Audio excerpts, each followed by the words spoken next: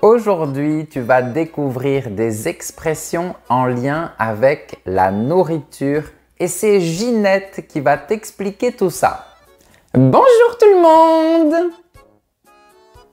Ginette, pour ceux qui ne vous connaissent pas, vous travaillez comme serveuse au restaurant Le Canard Toulousain. Donc, vous pouvez nous aider avec toutes les expressions en lien avec la nourriture. Bien sûr! En plus, aujourd'hui, j'ai la banane. Ah, ben voilà la première expression. Avoir une banane. Mais non! Je ne peux pas dire que j'ai une banane. Sinon, ça veut dire que j'ai vraiment une banane. Non, on dit j'ai la banane. Ça veut dire j'ai le sourire.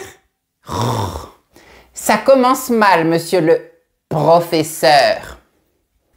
Ok, alors on va commencer. Mais avant, n'oublie pas de t'abonner. On commence. Ginette, voilà la première expression. Mettre les pieds dans le plat. Que signifie cette expression selon vous? Oh, c'est facile ça. C'est quand on dit quelque chose de gênant ou maladroit sans le vouloir. Par exemple, c'est ce que j'ai fait la dernière fois avec mon amie Clotilde. Elle avait le ventre bien rond et je lui ai demandé si elle était enceinte. Elle m'a dit que non, mais qu'elle n'était pas allée aux toilettes depuis 3 jours. Et j'ai mis les pieds dans le plat. Ça signifie donc que vous avez abordé un sujet de manière très maladroite.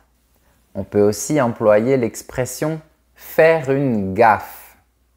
Oui, mais son ventre était un peu bizarre et ça bougeait à l'intérieur, donc...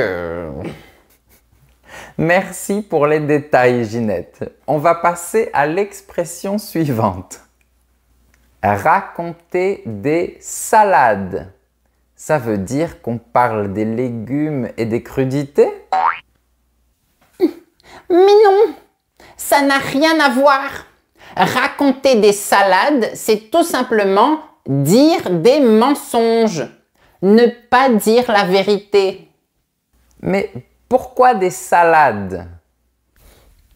J'en sais rien, moi. C'est vous le prof. Moi, je sers beaucoup de salades au restaurant, mais je ne raconte jamais de salade.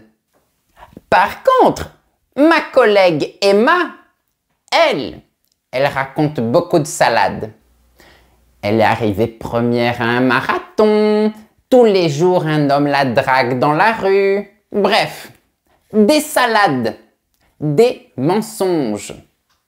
Ok, on passe à une autre expression, Ginette. C'est pas tes oignons. Qu'est-ce que ça veut dire?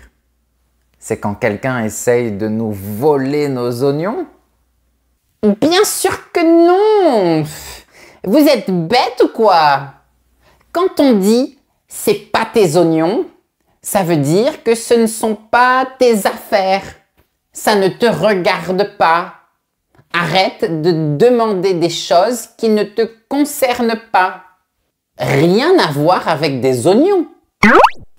Ça me rappelle mon patron qui m'a demandé où j'allais pendant les vacances. Je lui ai dit, c'est pas tes oignons. Non mais, il faut arrêter de poser des questions sur la vie privée des gens.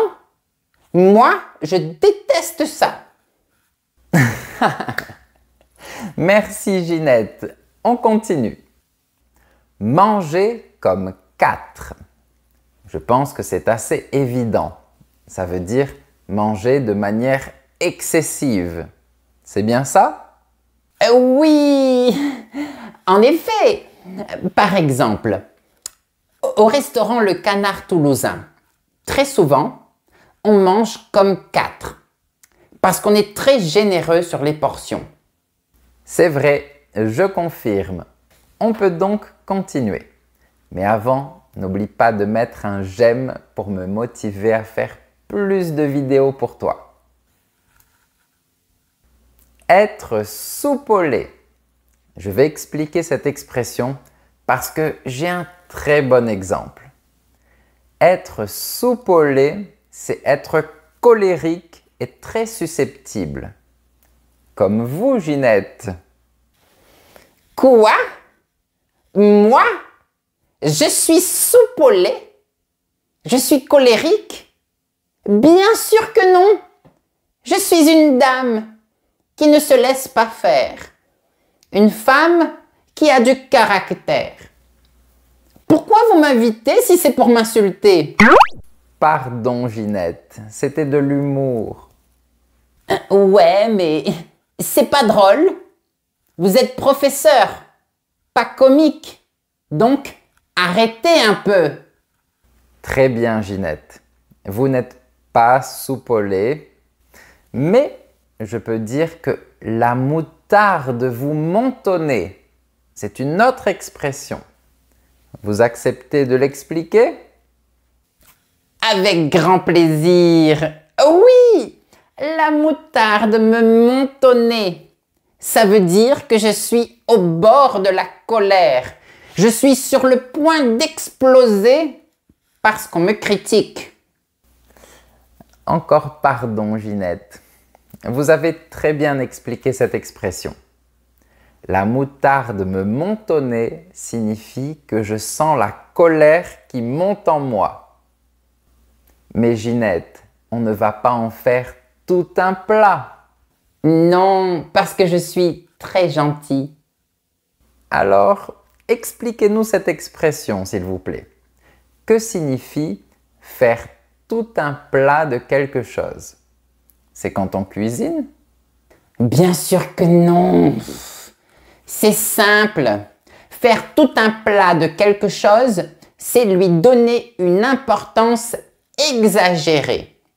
Donc, quand on dit qu'on ne va pas en faire tout un plat, ça signifie qu'on ne va pas se disputer pour une si petite chose.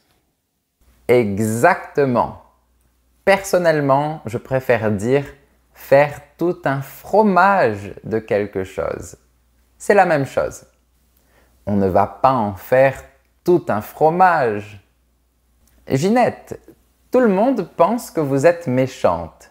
Mais en fait, vous êtes très gentille et vous pardonnez facilement. Ah oui, je suis une crème. Voilà un autre mot avec de la nourriture. Je vais l'expliquer.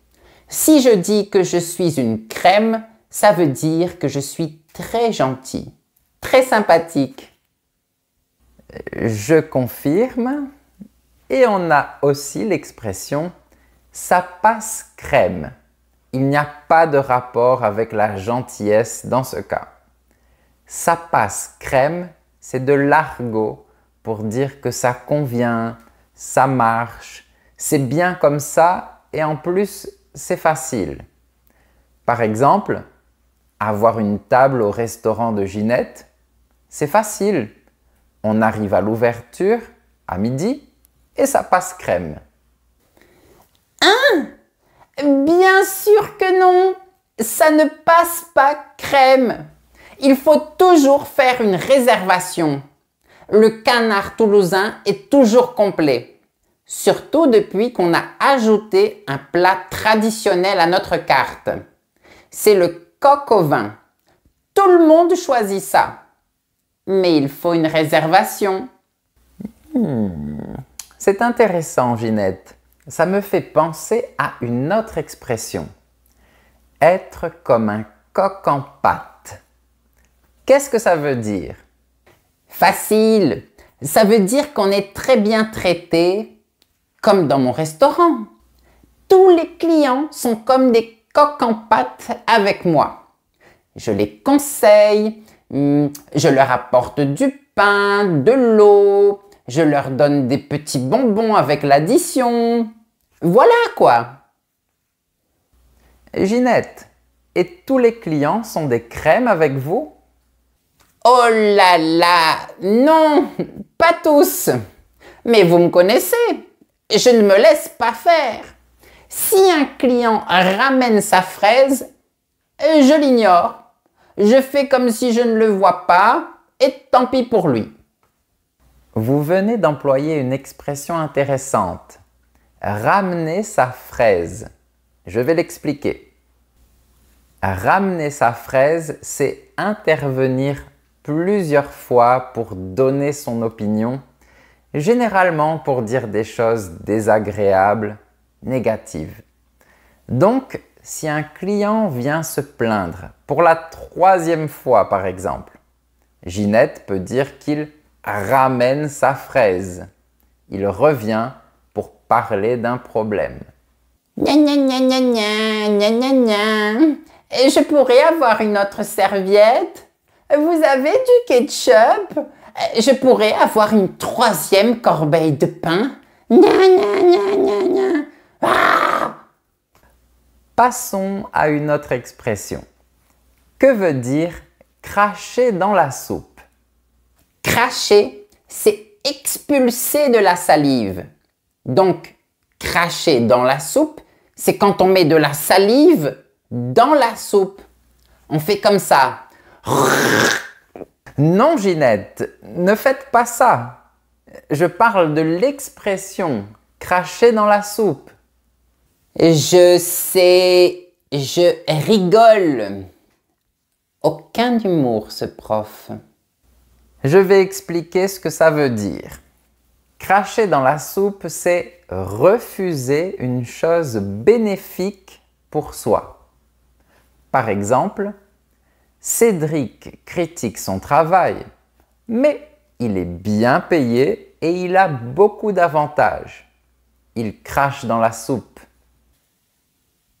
Ginette, maintenant, je veux que vous nous donniez une expression avec le mot farine. Farine de blé. Non, une expression imagée qui veut dire autre chose. Toujours aucun humour, monsieur le professeur. Bref, je propose se faire rouler dans la farine. Voilà. Et qu'est-ce que ça veut dire? Ça signifie se faire arnaquer. C'est quand quelqu'un vous trompe ou vous vole. Souvent en vous faisant payer trop cher ou en vous vendant quelque chose de faux ou qui ne marche pas. Par exemple, Simon a acheté un portable, mais il ne fonctionne pas. Il s'est fait rouler dans la farine. C'est très bien expliqué. Bon, Ginette, je pense que c'est la fin. La fin des haricots? Vous avez beaucoup d'humour. Ok. Alors, on termine avec cette expression. C'est la fin des haricots. Ça ne signifie pas qu'il n'y a plus de haricots. Non. C'est une façon familière de dire que tout est perdu, qu'il n'y a plus d'espoir ou que la situation est catastrophique. Oui, par exemple, il a oublié l'anniversaire de sa copine et il a liké une photo de son ex. Là, c'est la fin des haricots. Exactement, c'est catastrophique. En fait, je pense que je pourrais être professeur moi aussi. J'ai fait presque tout le travail à votre place cette fois-ci. J'en suis sûre, Ginette. En tout cas, merci pour votre participation. C'était un honneur de vous avoir parmi nous. Avec plaisir. Et à tous les abonnés, si vous voulez voir toutes ces expressions à l'écrit, allez sur le site de Guillaume, professeurfrançais.com. Pour soutenir notre travail, tu peux aussi rejoindre mes super élèves et n'oublie pas que pour progresser encore plus, il y a beaucoup de liens très utiles dans la description. Au revoir. À bientôt!